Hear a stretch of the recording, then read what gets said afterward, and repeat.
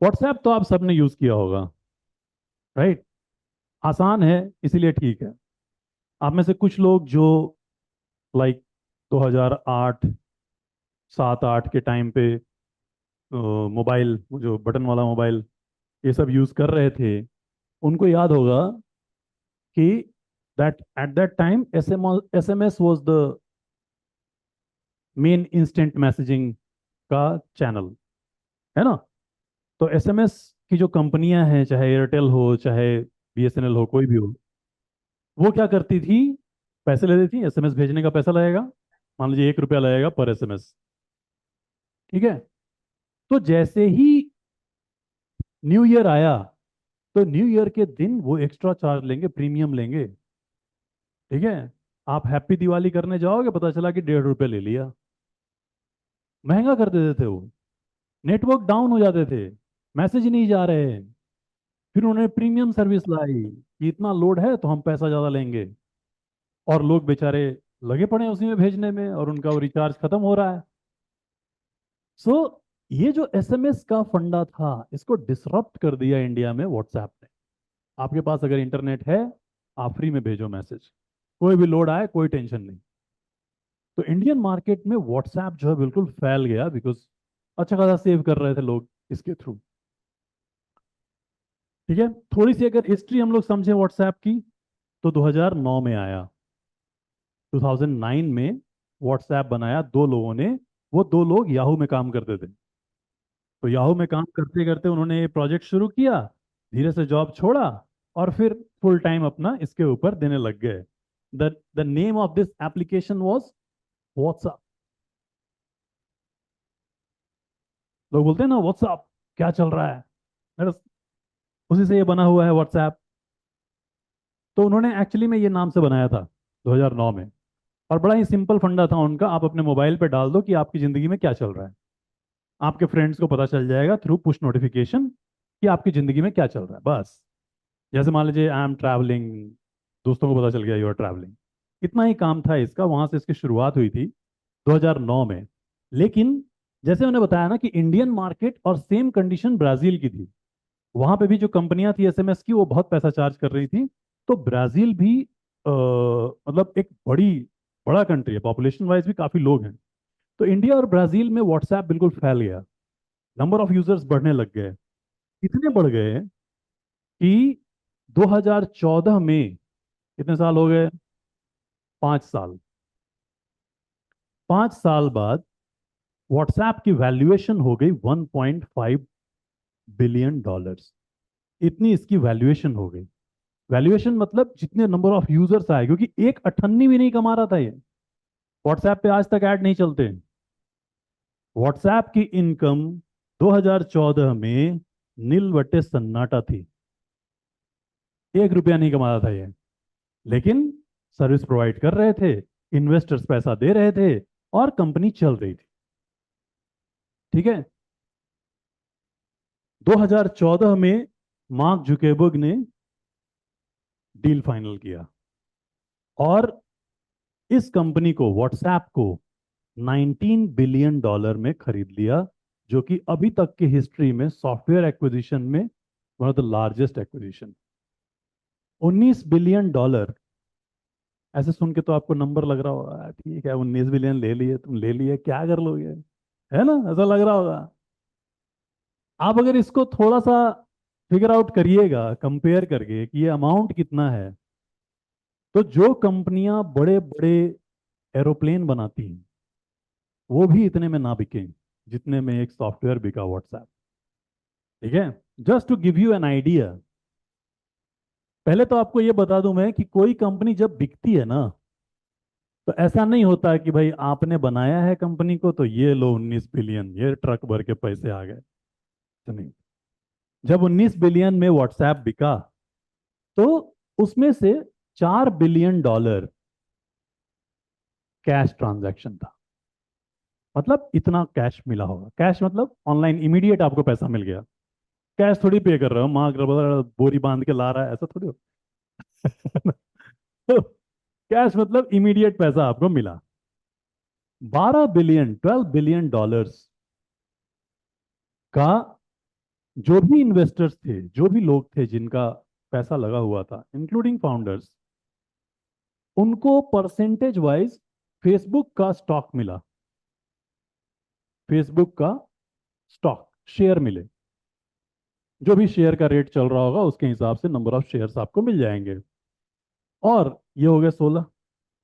$3 billion का ये भी एक स्टॉक मिला, लेकिन ये स्टॉक सिर्फ, शेयर जो है वो सिर्फ फाउंडर्स को मिला, इन्वेस्टर्स को नहीं मिला। इन्वेस्टर्स को ऊपर वाला मिला।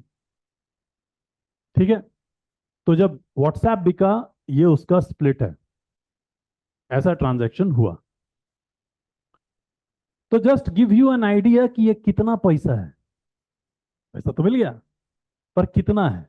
आगे से अब कोई आपको 1 बिलियन बोले, देखिए पैसा कमाने से पहले पैसा जोड़ना आना चाहिए, है कि नहीं? 1 बिलियन अगर कोई बोलता है, दिमाग में लाइए 100 करोड़, क्योंकि हम इंडियन करोड़ और लाख में ही समझते हैं, है ना? 1 बिलियन का मतलब होता है 100 करोड़। ठीक है। $1 बिलियन का मतलब कितना हो जाएगा? ये तो 1 बिलियन का मतलब है।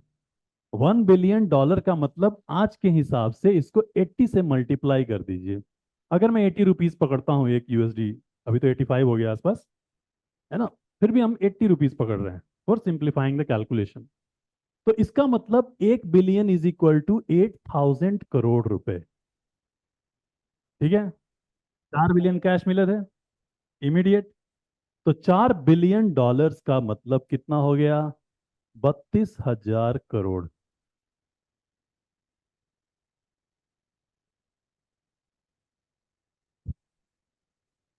ये हो गया कैश। आगे बढ़ते हैं।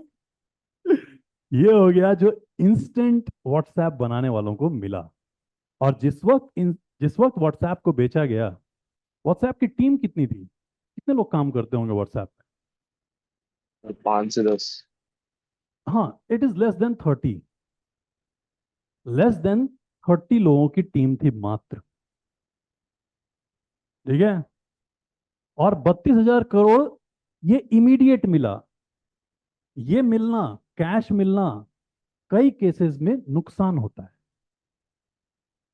कैश मिलना कई केसेस में कंपनियां नहीं, मतलब लेने वाला नहीं चाहता कैश। ठीक है। क्योंकि कैश की प्रॉब्लम क्या है कि आपको उसी वक्त मिल गया पैसा जितना मिलना है। स्टॉक अगर मिलता है तो मेन गेम स्टॉक में है। बिकॉज आपको फेसबुक का स्टॉक मिल रहा है कब? 2014 में। ठीक है। आपको मिला 2014 में।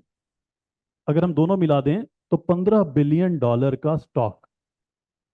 फेसबुक का स्टॉक टाइम के साथ बढ़ेगा, प्राइस बढ़ेगी, ग्रो करेगा पैसा आपका, है ना? और उस टाइम से ये पैसा आपका ग्रोथ में लग जाएगा। हो सकता है आप ये भी पैसा कहीं इन्वेस्ट कर दीजिए, कोई प्रॉब्लम नहीं है। लेकिन फेसबुक जैसी कंपनी या गूगल जैसी कंपनी के स्टॉक तो अभी बढ़ेंगे ही बढ़ेंगे, है ना? आगे आने वाले 10 साल में और बढ़ेंगे। तो उस वक्त जो स्टॉक मिला उनको, वो इतने का था, जो कि डेफिनेटली बढ़ करके एक बड़ा अमाउंट हो गया होगा। जब नाइकी सुना है ना? नाइकी से शूज आते हैं, उसका जो लोगो है, जिसने लोगो डिजाइन किया था, उसको जब उसने डिजाइन किया तो सिर्फ $30 मिले थे। $30 मिले थे उसको सिर्फ लोगो डिजाइन करने। जो आप नाइकी का लोगो आज भी देखते हो, उसको एक लेडी ने डिजाइन किया था। उनको नाइकी के फाउंडर ने मात्र $30 पे किए थे, because she was a freelancer. उसको हायर किया और पे किया। लेकिन जब नाइकी का लोगो इतना फेमस हो गया, तो नाइकी की कंपनी के ओनर ने उस लेडी को कांटेक्ट किया और उसे कुछ नाइकी के स्टॉक्स दे दिए। ठीक है। उस टाइम, मतलब ये बात चल रही है 70s की, और स्टॉक दिए बाद में 80s में। और उस स्टॉक की कीमत आज बिलियंस में है। तो स्टॉक जो है वो बढ़ता है आगे, है ना? तो ये मैं कुछ आपको नंबर्स बता रहा हूँ जो आप व्हाट्सएप, और ये सब तब हो रहा है जिस वक्त व्हाट्सएप की अर्निंग जीरो है। 1 रुपया भी नहीं कमा रहा था व्हाट्सएप। लेकिन मार्क जुगेबर्ग के पता नहीं सपने में भगवान आए होंगे, जाओ ये जाके खरीद खरीद लो, क्योंकि उस वक्त उस कंपनी की वैल्यूएशन मात्र $1.5 बिलियन थी। ठीक है। लेकिन उसको खरीदा गया 19 बिलियन में। तो इसमें बहुत लोगों ने बहुत पैसे कमाए, और इन्वेस्टर्स ने बहुत पैसे कमाए। मतलब क्या क्या खरीद लिए होंगे, इमेजिन करो, है ना। कहा जाता है कि जो भी इन्वेस्टर्स पैसा लगाए थे ना व्हाट्सएप के अंदर, उन्होंने 5000% का ग्रोथ ऑन किया 5 साल में। अब बैंक में पैसा डबल नहीं होता, पहले होता था, अब थोड़ी ना होता है। अब तो आपको 4-5% इंटरेस्ट मिलता है। आप अगर स्टॉक में भी डाल दोगे तो भी मुश्किल है, राइट। 5 साल में उन्होंने 5000% का ग्रोथ ऑन किया। इसीलिए शार्क टैंक चलता है। अब देखते हो ना, पैसा लोग लगा रहे हैं। जैसे फ्लिपकार्ट हर साल लॉस में है, फिर भी इन्वेस्टर्स पैसा लगाते हैं। क्यों लगाते हैं? क्योंकि एक दिन फ्लिपकार्ट बिकेगी, और जितना पैसा इन्होंने लगाया है उसका वो डबल करके निकाल कर चल देंगे। फ्लिपकार्ट लॉस में रहे डूबे कोई फर्क नहीं पड़ता, दे विल मेक मनी।